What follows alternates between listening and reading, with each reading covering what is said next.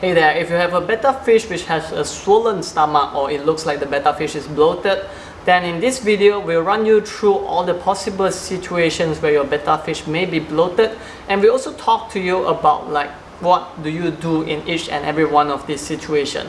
In particular, number one, we'll talk to you about whether your betta fish could just be egg bound, which means it has eggs in the egg sac, or number two, whether the betta fish is having a disease or a symptoms called dropsy. And number three, we'll talk to you about whether the betta fish could just be overfed and it is actually constipated. So without further ado, let's get started. Now, the first possible situation that may occur is that the betta fish is actually egg bound. Okay, now we know it is common sense, but we just thought it is worth noting that only female betta fish can get egg bound. So do take a note whether the betta fish with a swollen stomach is actually a male or a female betta fish. If it is female, some of the times where it would be egg bound is if it had recently just been exposed to a male betta fish, whether through another male betta fish in the same tank or whether through another male betta fish that it has separated in between. But basically these are all the examples of situations that may cause your female betta fish to be egg bound. However, it is also very possible for the female betta fish to be egg bound without any male betta fish at all, which in those situations what will happen is they will get egg bound, and then what will happen is whether they just lay their eggs out, or they could actually just have the eggs to be reabsorbed back into their body if they do not spawn at all. So in this case, it is going to be very normal and you don't have to worry that much. How do you actually tell the difference in terms of physical appearance though? Sadly, I don't think there's a very clear answer to that yet. Now you can see a picture here. This is an example of a pregnant female betta fish. Some of the owners have shared that you could actually see a bit of the egg texture underneath the skin, but we argue that sometimes the betta fish, the skin color, if it's darker, it is just really hard to identify it.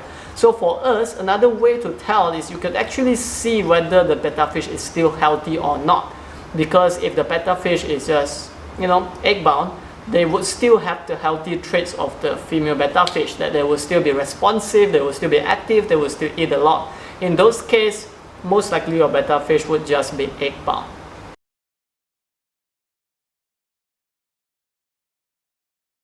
Now, number two, a very clear way to tell that your betta fish is sick instead of egg bound is if you actually look your betta fish from the top, you will see that the scales actually start to pop up like a pine cone fashion.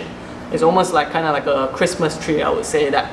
And that is actually a symptom of dropsy. Dropsy is basically just means that there's internal organ failure to a point where the organ couldn't process some of this fluid, and the fluid just goes into the different part of the fish body. Some of the causes of the dropsy would be every single thing that's about making sure your betta fish is healthy. It can be about the betta fish water parameter, which includes the pH value, the water temperature, as well as whether there is a high concentration of ammonia, nitrate or nitrite content, which in this case you can actually check out the top right corner of this video. We'll put to you about a basic care of betta fish guide. And then the other piece to take care of is also to check in whether you are feeding your betta fish consistently with the adequate healthy food, and whether your betta fish is constantly stressed out by an external threat. Stress would also lower your betta fish immune system, which causes it more likely to develop all these type of diseases, and which leads to dropsy. There's a lot of different answers available on the internet. Some people say that it is not possible to be treated, but through the forums, through seeing some of these fish owners, we realize that there is generally quite a decent level of success rate. We are not claiming that it is going to be 100% success rate, but there are some success rate with utilizing two of these treatments, which include using Epsom salt by soaking your fish into a basin of water with Epsom salt, and generally the ratio for this is actually like 4 to 5 teaspoons to 1 gallon of water.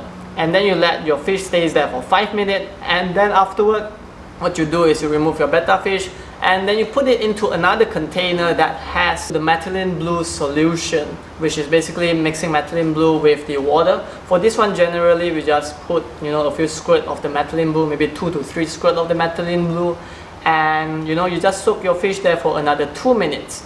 And what we also do when the fish have dropsy is that we would actually want to quarantine this fish. And when we quarantine it in the quarantine space too, we'll do our best to provide the basic things that the fish require. Of course, good water parameter, good temperature, well, maybe a bit of live plant to simulate it. But the reason we quarantine is because sometimes this fish will contain bacteria or viruses, and we would not want this to spread to all our other fish species. So if your betta fish is not already quarantined, if it's in a community tank, then it's a good idea to give it a space for it to recover after you have soaked your betta fish in these two solutions. And most of all, the remaining thing that you can do for this is you just make sure your betta fish is well fed, comfortable, and that's the most that we can do, because this is really a challenging condition for the betta fish.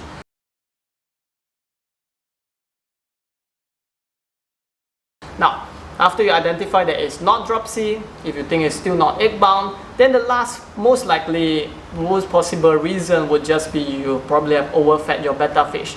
Now know that betta fish, because of their species, how their physiology are, evolutionary, they are driven by this natural instinct to feed and eat as much as possible. So what you want to do is to actually feed them according to the instructions on your, like food label. Like us, we have an example of this food pellet here, and there's this instruction for this particular pellet. What you want to do is it says 3 to 5 pellet 2 to 3 times a day, and that's what we'll do it. And sometimes we'll mix it up with like a live food, like maybe a bloodworm once in a while, just to have a variation in the nutrition. And because one of the mistakes that beginners tend to make is they just keep feeding it because they see the betta fish eating it, it must mean they are hungry. Big no-no, we wouldn't recommend to do that. Make sure to not overfeed your betta fish. So if that's the case, if you feel it could be due to constipation, all you gotta do is you could actually fast your betta fish for 1 day.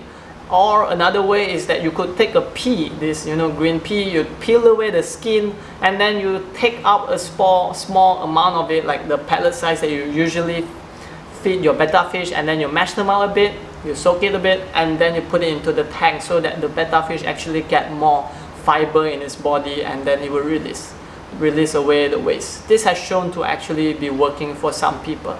So that's all. That's all the situations that may be possible for your betta fish if it's bloated.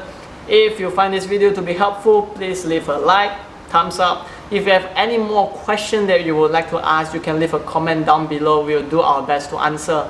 And if you want more betta fish content, feel free to subscribe. And we'll see you in the next video. Take care.